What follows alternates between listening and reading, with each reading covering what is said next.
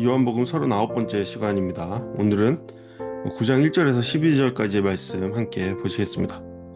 네, 오늘 본문은 날 때부터 맹인된 사람을 고치신 예수님의 기적 사건을 다루고 있습니다. 하지만 단순히 육체적인 치유에 머무는 내용이 아니죠. 이 사건은 고난의 의미, 그리고 예수님의 정체성, 또한 순종의 능력, 그리고 변화된 삶의 증거를 드러내고 있습니다. 네, 요한복음 전체가 예수님이 누구신가라는 질문에 대한 답을 보여주고 있는데요.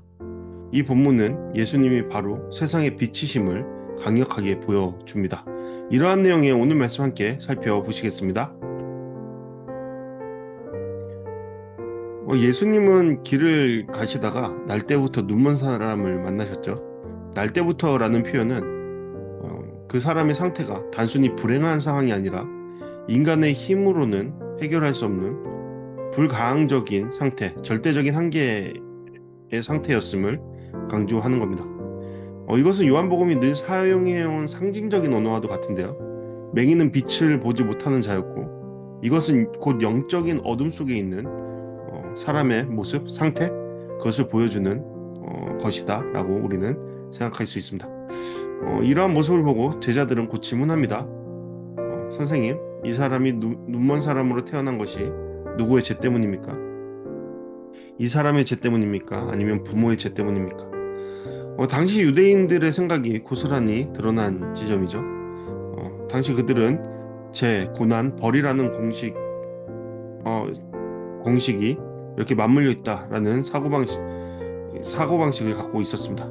그러니까 가령 욥기의 친구들이 욥의 고난을 죄 때문이라고 단정했던 것처럼 많은 사람들은 불행을 죄와 연결시켜 생각했습니다. 심지어 부모의 죄가 자식에게까지 영향을 미친다고 보기도 했습니다. 제자들의 이러한 질문은 이러한 시대의 신학적인 반영이라고 볼 수 있는 것이죠. 그들은 진정 그렇게 생각하는 경우가 허다했습니다. 그러나 예수님의 이에 대한 대답이 놀랍죠. 이 사람이나 부모의 죄 때문이 아니라 그에게서 하나님의 일이 드러나기 위함이다 라고 말씀하시죠. 고난을 죄의 한 결과로만 해석하는 좁은 시각에서 넘어서서 고난을 통해 하나님의 영광이 드러날 수 있다라는 새로운 패러다임, 관점을 제시하고 계신 겁니다. 인간의 눈에는 불행처럼 보이는 일이 하나님의 선한 목적 안에서 그 인생 안에서 변하여 은혜의 자리가 될 수 있다라는 것을 말씀하시는 것이죠. 그리고 예수님은 우리는 낮 동안에 나를 보내신 분의 일을 해야 한다. 밤이 오면 아무도 일할 수 없다라고 이어서 말씀하시죠. 여기서 낮은 예수님이 세상에 계신 시간, 즉 구원의 사역이 활발히 펼쳐지는 때를 이야기하는 겁니다. 밤이라는 것은 예수님이 떠나신 후 찾아온 심판과 영적 어둠의 때를 의미하는 것이죠. 이 말씀은 제자들에게도 오늘 우리에게도 기회가 있을 때 하나님의 일을 감당해야 한다라는 긴급성을 전하고 있는 것입니다. 마지막으로 예수님은 내가 세상에 있는 동안 나는 세상의 빛이다 라고 선언하시는데요. 맹인이 빛을 보지 못하듯 인간은 영적으로 스스로 하나님을 알 수도 구원을 얻을 수도 없습니다. 오직 예수님만이 어둠을 밝히시는 빛이 되십니다. 그분의 계시만이 우리의 눈을 뜨게 하고 우리는 그 뜬 눈으로 하나님의 일을 행하게 되는 것입니다. 그러므로 우리가 빛 대신 주님을 경험하는 자리, 곧 앞으로 이어질 맹인의 치유와 같은 영적 치유가, 영적 깨달음이 우리 가운데 이루어져야 된다라고 우리는 생각해 보게 됩니다. 이어지는 말씀을 보면 예수님의 치유하시는 과정이 굉장히 독특합니다. 예수님 말씀만으로도 치유하실 수 있으셨지만 굉장히 독특한 방식으로 치유를 이뤄내셨습니다. 땅에 침을 뱉으시고 진흙을 이겨서 맹인의 눈에 바르십니다. 당시 침은 부정한 것으로 여겨졌습니다. 요즘도 그러하죠. 누가 얼굴에 침 뱉으면 굉장히 기분이 나쁘고 싸움 나죠. 그러나 예수님의 그것이 침이 들리자 그것은 치유의 도구가 된다라는 것을 보게 됩니다. 이 행위는 단순히 병을 고치려는 것이 아니라 하나님께서 무가치하게 여겨지는 것도 사용하셔서 놀라운 일을 행하신다라는 메시지를 담고 있는 겁니다.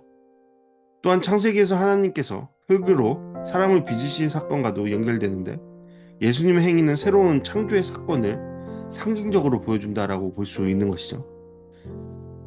예수님은 이러한 그 행위를 통해 이제는 맹인에게 실로암 못에 가서 씻으라고 말씀하십니다.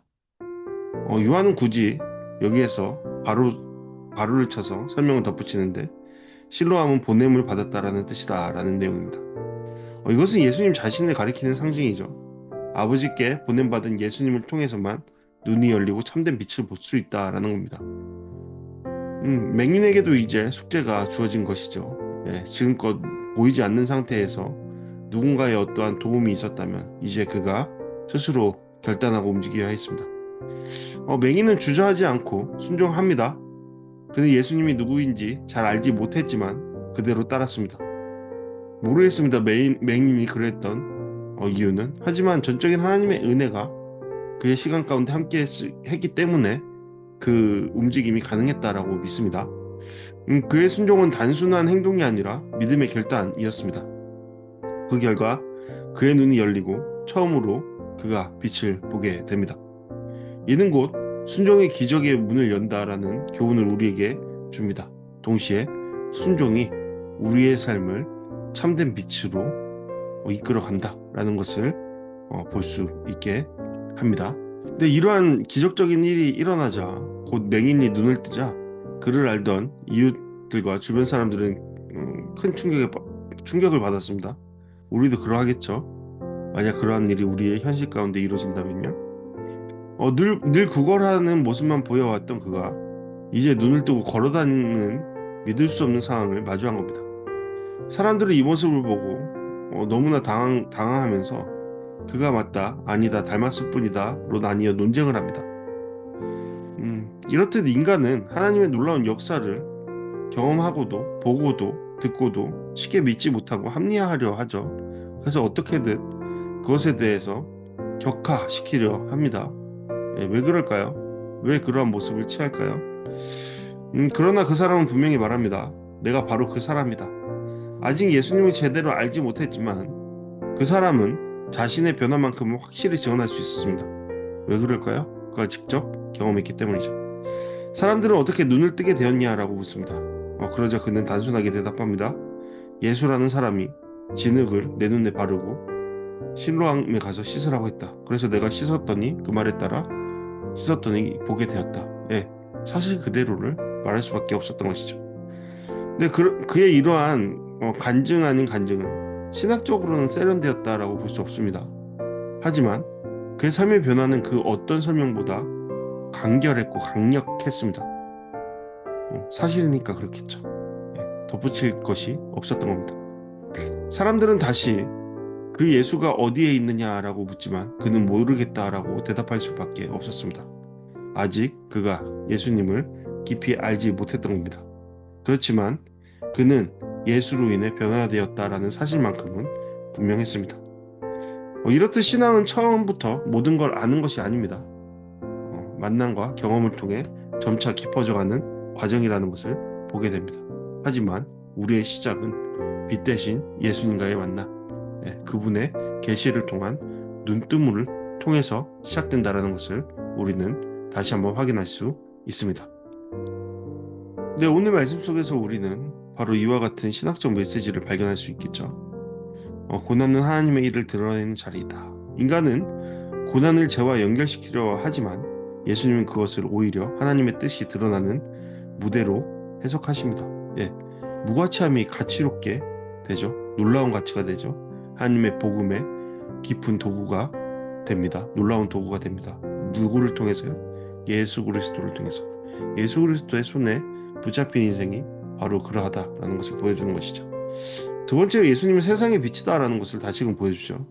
모든 어둠을 밝히는 참된 빛, 생명의 빛은 오직 예수 그리스도시다. 그분에게만에서만 온다라는 것을 보여줍니다. 또한 세 번째로 순종이 기적을 낳는다라는 것도 보여주고 있습니다. 맹인이 이해하지 못했습니다. 그의 심정이 완전한 동의가 있었던 것은 아닐 겁니다. 그럼에도 그는 순종했죠. 제가 잘 쓰는 표현인데 보네포의 표현과도 같습니다. 순종이 믿음이고 믿음이 순종이다. 우리는 믿음을 통해 순종을 알아가고 순종을 통해 믿음을 알아간다. 순종은 믿음의 표현이고 기적의 통로라는 것을 배울 수 있는 것이죠. 네 번째로 변화된 삶은 가장 강력한 증거가 된다라는 것입니다.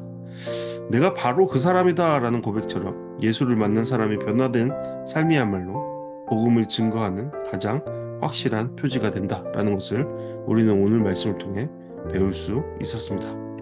함께 오늘 말씀을 통한 묵상과 적용하는 시간 갖도록 하겠습니다. 첫 번째 질문입니다. 나는 고난 속에서 하나님의 일을 바라보는가? 나는 내 고난을 단순한 불행으로만 보지 않고 하나님이 일하실 자리로 바라보고 있는가? 이러한 시선을 가지면 우리는 고난에서조차도 은혜의 통로로 사용될 수 있다라는 것을 생각하게 됩니다. 생각할 수 있습니다. 두 번째로 내 삶의 어떤 영역이 아직 어둠 속에 있는가 생각해 볼 수 있죠. 내 삶 속에 어떤 부분이 여전히 어둠에 머물러 있습니까? 네. 우리는 왜 죄를 반복하면서 짓고 있죠? 우리의 죄는 무엇입니까? 네. 지난 설교에서 제가 뭐라고 했죠? 하나님보다 앞서는 것이, 하나님을 대체하려고 하는 것이 죄이다라고 얘기했습니다. 우리의 죄된 부분에 그 영역에 예수님을 초대하면 덮으시는 예수님의 은혜를 그 자리에 초대하면 그곳에서 빛이 비추고 변화가 시작된다라는 것을 우리는 기억해야 할 것이죠. 세 번째로 나는 이해되지 않아도 말씀에 순종할 수 있는가? 예. 우리의 머리는 한계가 있죠. 우리의 지식이 전부다라고 생각하는 것처럼 어리석은 게 없습니다. 나는 이해되지 않은 하나님의 말씀에도 기꺼이 순종하고 있습니까?